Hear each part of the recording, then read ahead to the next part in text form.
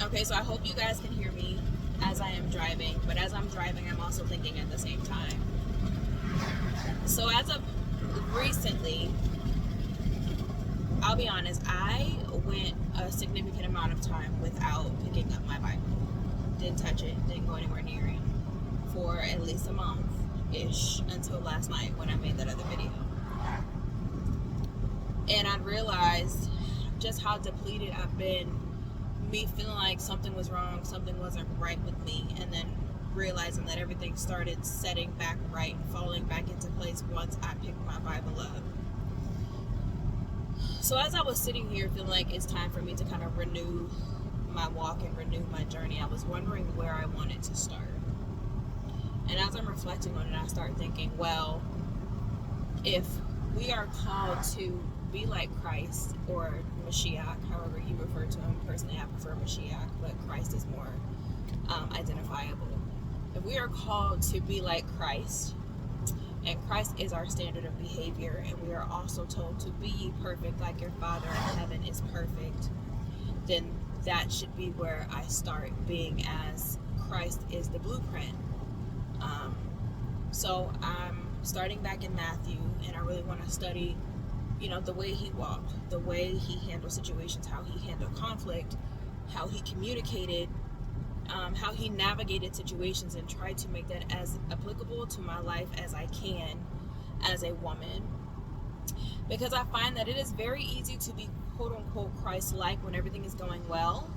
When, the birds are chirping and the sun is shining, it's really easy to be like Christ then.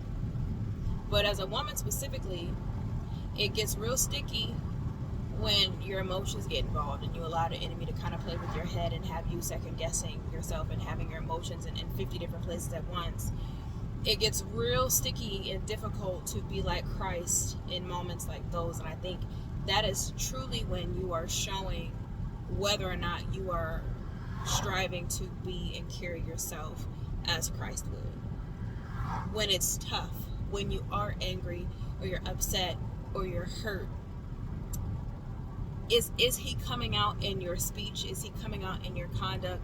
And there's a particular situation, small situation that I'm dealing with right now, and I had to ask myself one simple question: Are you handling this? Are you handling this the way Christ would? And it was an immediate no. And I had to do a hard stop. That if I am striving the way I say that I'm striving, and I want to do or be who I am called to be, I have to change that no to a yes, even in situations that are difficult for me to navigate emotionally.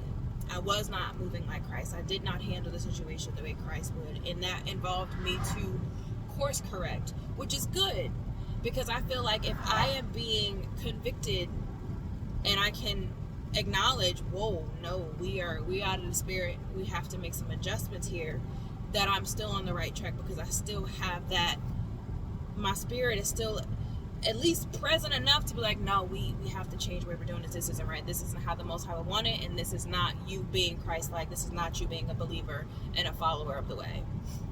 So I just wanted to share that in case there's anybody else who has found themselves to be wavering or slipping in a way, that if you need to know where to start, if you need to start fresh again, ask yourself, are you moving like Christ?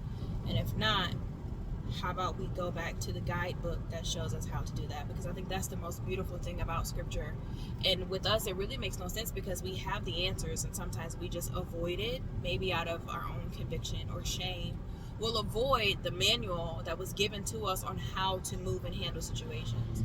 So if you're having a hard time knowing what to do, where to go, where to start with Christ. Because if we are intentionally trying to move like him and handle things the way that he would, we are on the right track. All right, y'all have a good day.